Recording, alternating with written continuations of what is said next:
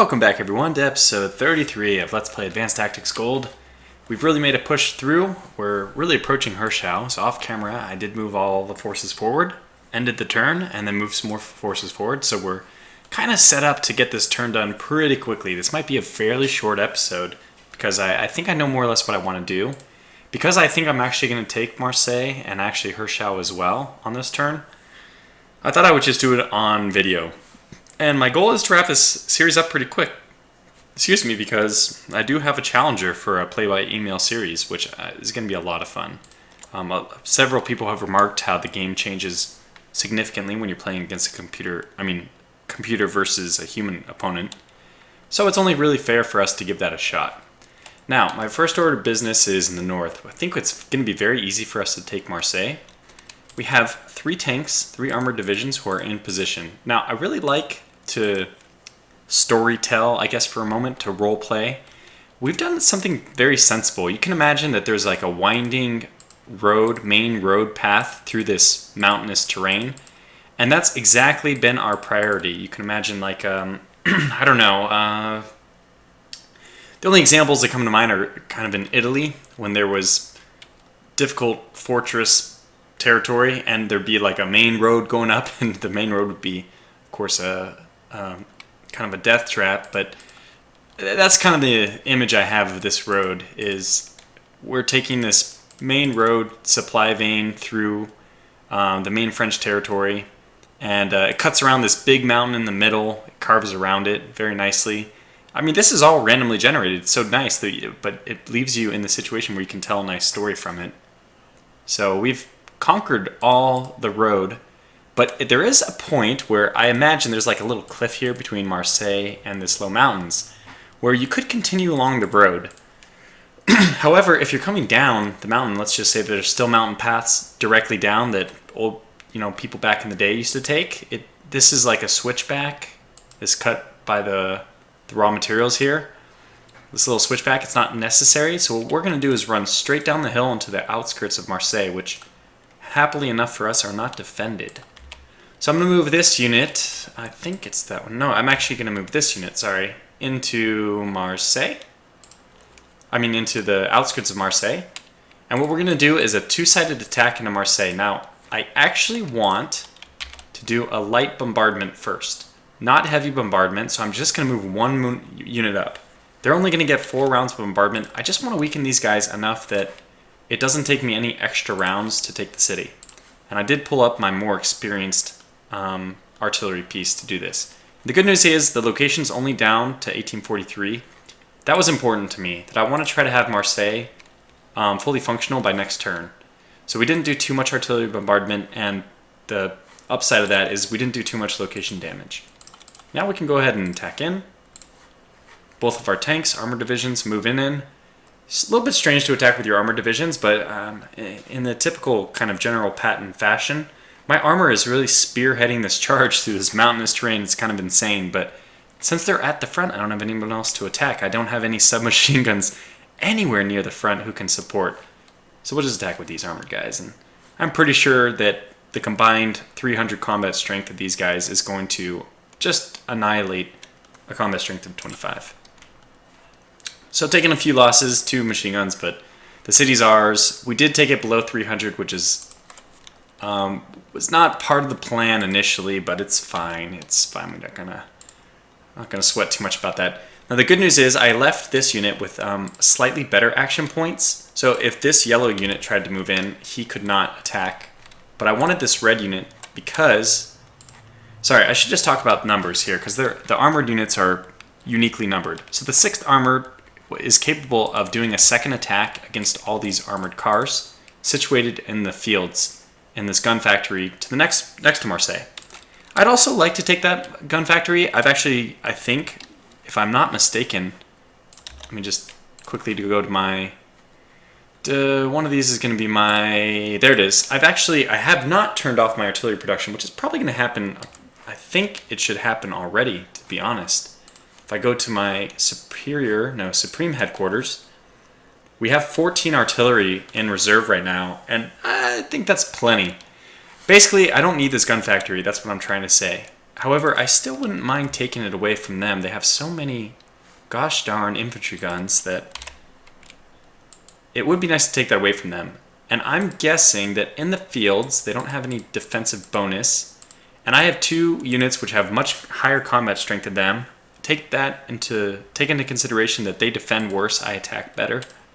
For all of these reasons, I'm going to go ahead and attack this gun factory here. Now, I think this is the point at which I want to use my second artillery, or no. No, not really, actually, because these are armored cars, and it's doubtful we'll get much of a result. So we'll just kind of take, I'm imagining, a bit of casualties. Yeah, wow. Oof. Geez, quite a few. And we didn't even take the point. That was not what I planned on. So actually, it was a standoff, so much so that... Oh, good. We can actually move in with this other red armored unit. The standoff meant basically that they retreated, but we weren't able to take off the hex. So it was like a neutral engagement. Neither side won. I was expecting a lot better than that, to be honest, but that's fine. It's not like tanks are very hard to replace at this point. The infantry bother me more than anything, which is why, right now, I want to try to attack with as many armored divisions as I can. If you've been following my oil supply, you will notice that I am starting to tick down a little bit on the oil per turn.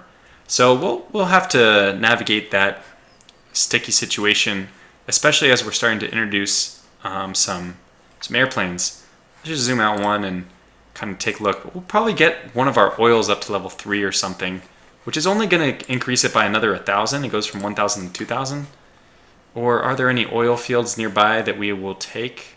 Not really. Closest one being by Orléans. Yeah, there's no... the ones by Beirut are a good distance away as of yet.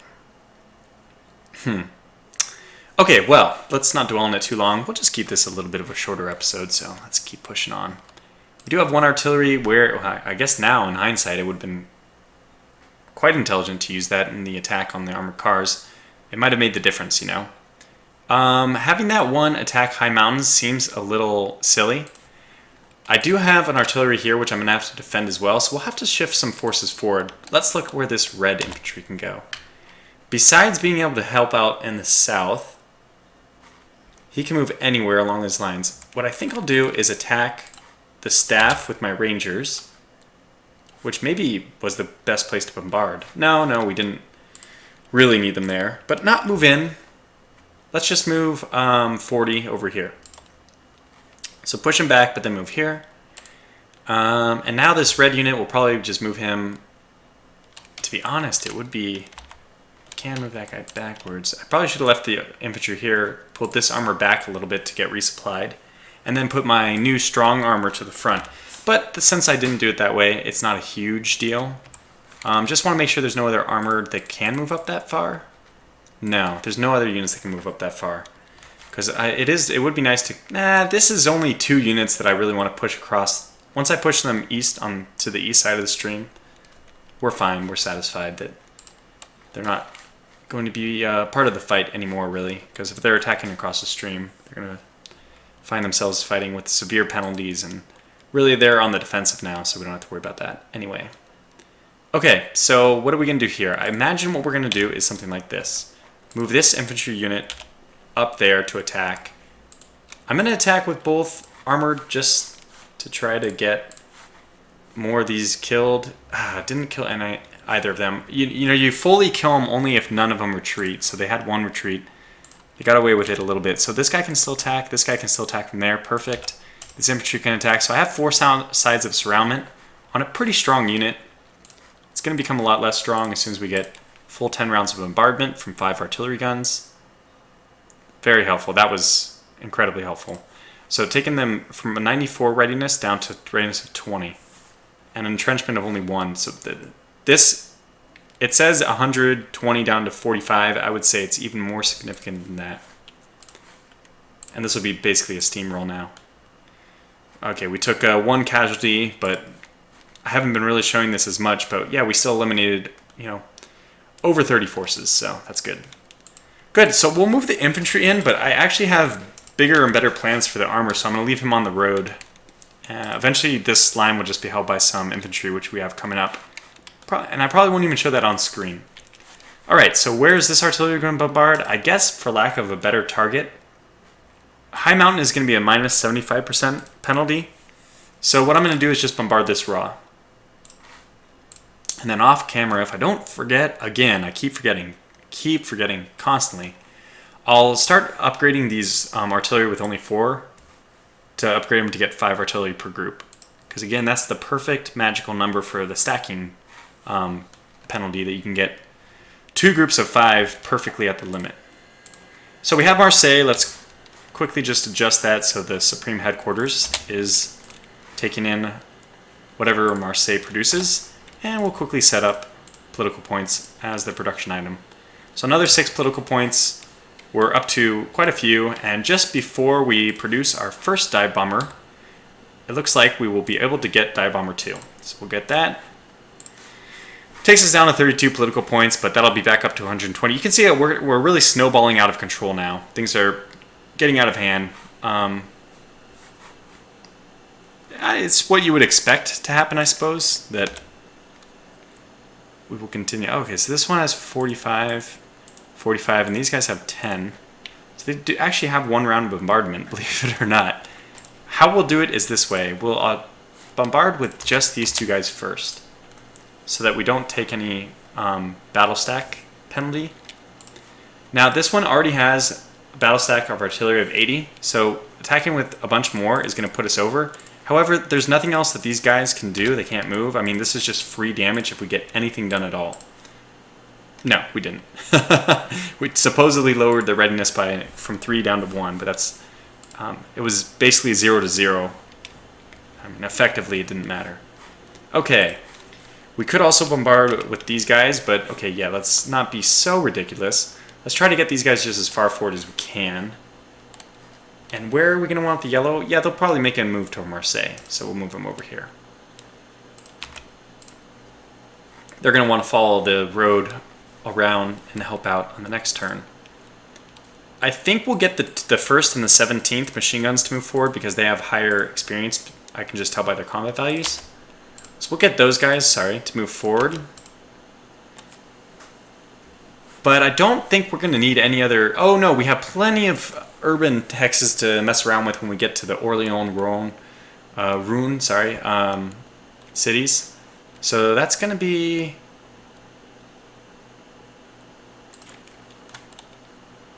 That's going to be difficult for anything but our machine guns to attack, so I will move a fair number of machine guns forward. I guess that does mean the second will move forward as well. Just start piping a few forward. Really, we could move the yellow forward. There's nothing behind them at this point, except for these guys. We'll move them forward here. We probably could have done that to assist in our battles in the front. Would have helped a little bit with HQ proximity, but that's fine. We won the battles. Even though we had that standoff, we were still able to move our armor from the rear, and the 7th armor was able to sneak on in. And these guys, the 10th, although they're a little weak, as well as the 6th, they're both a little bit weak, but they're both defending in cities, and armor still defends well in cities. Something, again, I don't understand, but since it's just the way the game is, we'll take advantage of it. And certainly, whatever sticks around on the next turns is going to face some serious pain, both in terms of artillery and in just all the units we have moving forward. But I'll move the rest forward off camera. That brings us to the south. We have 2 items that I need to deal. Well, I guess 4 total. Like, I need to deal with this little thing here. What do I do with it? Hirschau, obviously. We have armor, which I don't want to counterattack because 11 armor cars is very dangerous in the huge open fields.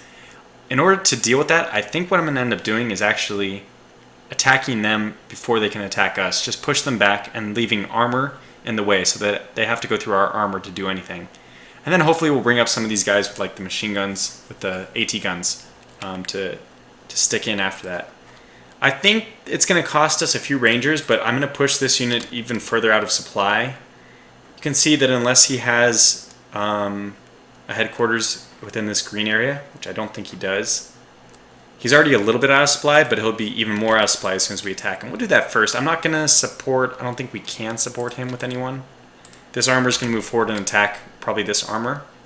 Yeah, almost certainly. Excuse me. So, how are we going to deal with this? I'm not exactly sure. We have 2 artillery here. We can also, they've already moved forward to this turn, as you can see. I did a lot of moving off camera, but let's see. I guess I'll bombard this unit.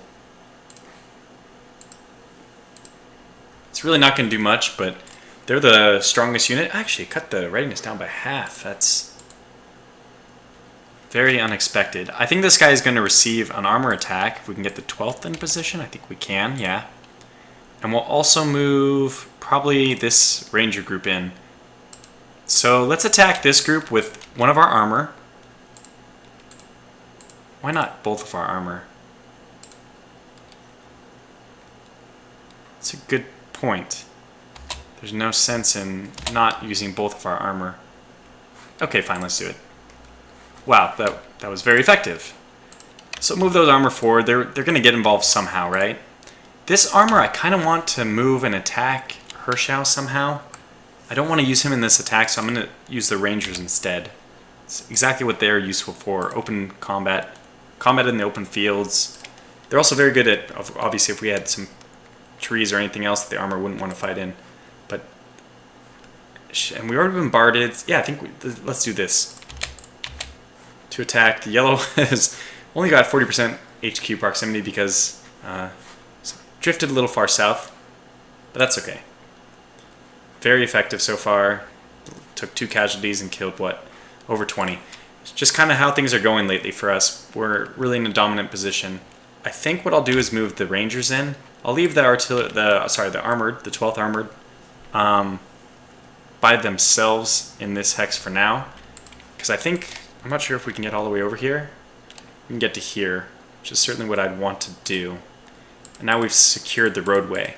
So now the north-south has been linked up, although there is one hex which is not completely linked. If we take Hirschau on this turn, we'll restore that connection, which is nice. I mean, we've already reestablished this road running north-south almost completely, connecting us, but to actually have the road connection all the way around, because right now you'll see this kind of silliness that for the Grey to supply up to Marseille, he runs all the way back to Oxford to do so.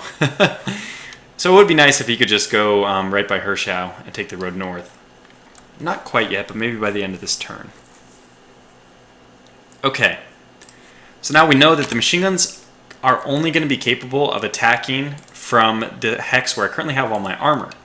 The question is, can the armor attack from any other hex? Well, we know that this unit is almost decimated, so I'm only going to attack with the 3rd armor in. There's no reason to bring in artillery or anything yet. Okay, no, that was not smart. I just want to attack with this guy, the 3rd. Perfect. We didn't take any casualties. And this is the important thing. Who can attack from which side? Okay, so basically I know for sure I want the 169th to attack here. Because I'm already going to have 1 armor attacking from this side, I want to see if it's possible for the 3rd or for anybody else. I doubt it. It took 40 for them to get here already, which means presumably it'll take another 40 for them to attack here. And I think they'll need 30 to attack from a road. So I'm imagining that he won't have enough action points to attack south into Hirschau.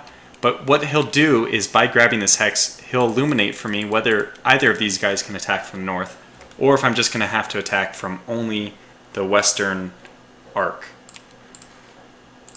Let's find out. So the 3rd, push on. We did lose a ranger, but completely eliminated one of the forces, one of the Hirschau garrisons actually, from the original setup of the game.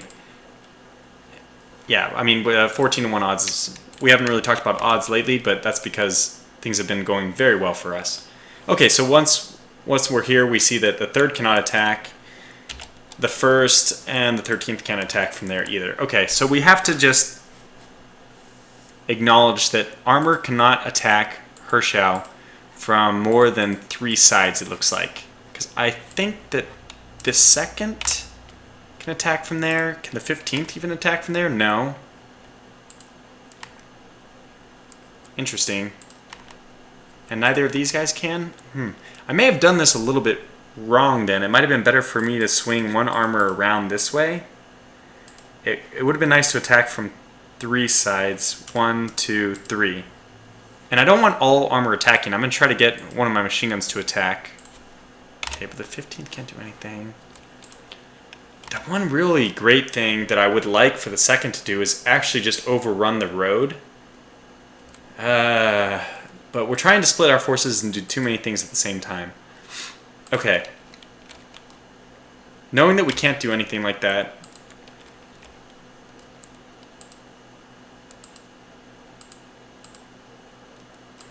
Alright, so the 11th is going to be the chosen one to move in, just because it's an odd number and I like odd numbers. We'll move the 169th to attack from the north. Should we just overburden the attack and have an attack stack penalty? Well, before we do anything, let's just kind of examine what we're fighting. Tons of infantry guns. Only 7 infantry so far. 7 infantry plus 50 staff, which is significant. And another 13 infantry. That's 20 total infantry. That's all we're facing is 20 infantry. This is why I'm quick to eliminate the gun factory up north. It's so silly just fighting an army of infantry guns. It's definitely bizarre. I mean, you don't fault the Germans for doing it because it's part of the game mechanics that you don't have manpower or anything, or it doesn't require enough raws. Perhaps you should probably increase the cost of raws to produce infantry guns because they are producing them like crazy. That being said, since it's not the case, yeah, I'm going to leave the 13th out of the attack, with the idea being the 13th will do a follow-up attack into this suburban hex if we get to that point. I mean, if it's possible for us to attack them after we have taken Hirschau. So the question is 2 people enough? No, I don't think so. But let's go ahead and get some people up here. This will cost 40. This will cost 85 or 90. Let's get this guy here then. And let's just bombard with everything we got. 1 round, but then 3 rounds. No, 4, 5, 6. Fantastic. So we did a little bit, probably not much. Killed a few staff. Actually, we were able to nick off a few of the infantry. Cut down the readiness by a bit. That's all very important. Every little bit counts. Mostly, this combat value is infantry guns, which are not going to fight well against infantry, which is why we're very happy to have the 11th involved here. In fact, if we're going to overload the attack at all, it should be with more infantry. Let's just do some quick math. 25, 35, plus 50, 85, plus 50 is 135. Plus 35 is... That's a pretty sizable number. I mean, they're over 150. So... we're going to have to attack with this second, I guess. It's just... Okay, it costs 40 to move here. I thought there was a way I could do this without endangering... Okay. This is why episodes take too long, because I continue to overthink things. Alright, we took a few casualties here, more than them even, 9 to 7, but I'm okay with that. We already... We've just driven these guys into oblivion, so although technically we took greater losses than them, the remaining 7 rifle might as well be considered dead. And I think we'll probably end up attacking this unit as well. Yeah, just 5 infantry guns. They don't defend very well against infantry, which is, I guess, something for us to be happy about. Attacking Hirschau, that it's mostly infantry guns. Yeah, let's go ahead and overload with machine guns then. I'm going to try to get away with this attack from the machine guns and the armor. It's a little risky. Let's do it. All, and then deselect the 13th. So we're still going to be fighting over the attack stack, but not by a terrible amount. No, this is still bad. We'll see if this holds up or not. Yeah, we lost action points completely. Let's see what happened. A lot of units surrendered, and we killed a lot of units as well. So the remaining is still pretty strong. 20 infantry guns, 32 staff, and 9 rifles. Okay, well, I guess that means that we're going to have to attack with the 13th and the 2nd, because it's more important for us to get this attack off than it is for us to defend against the armored car. Because Hirschau, we should take it on this turn. Which means we do another double-sided attack. Unfortunately, the attack stack just continues to increase, which means that in the end it doesn't really help us too much. Waiting and doing the attack again. Can we get anybody else involved here? No, not really, huh?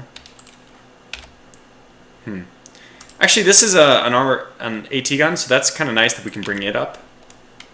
There's no... Oh, we're going to have to defend this hex, though. I see. Okay, that's fine. So let's do the attack from every side, like I was trying to do. See how this works out. Just could not do it. You know, eliminated everything but the staff, basically. Oh, man, frustrating. So, despite our efforts, really our best efforts, we were not able to take Hirschau this turn. It's a little unfortunate. So, knowing that, let's go ahead and shore up our defenses here so that we're well protected against this armored car group. Let's get some more machine guns into position to attack next turn. Yeah, I would really kill to be able to put a unit behind in the suburbs behind them, but it wasn't the case this turn, and it looks like next turn we're going to overrun a bunch of staff.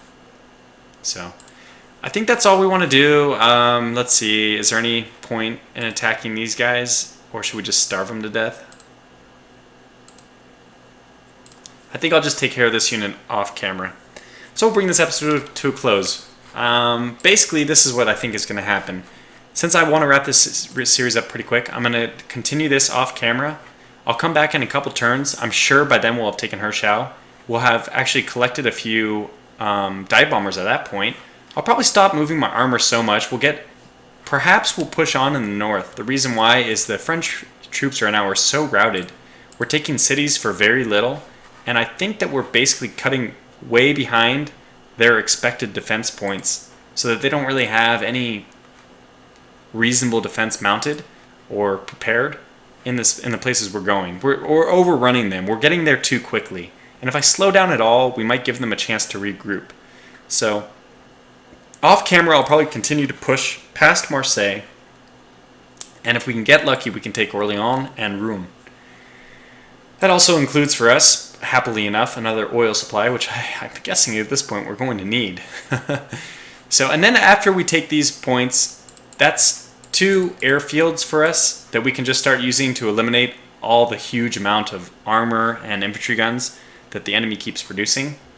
Hopefully we can take Hirschau and hold this area. Again, do the same thing, just pump some dive bombers in so we can start eliminating without fear of being retaliated against, because they don't have any anti-air.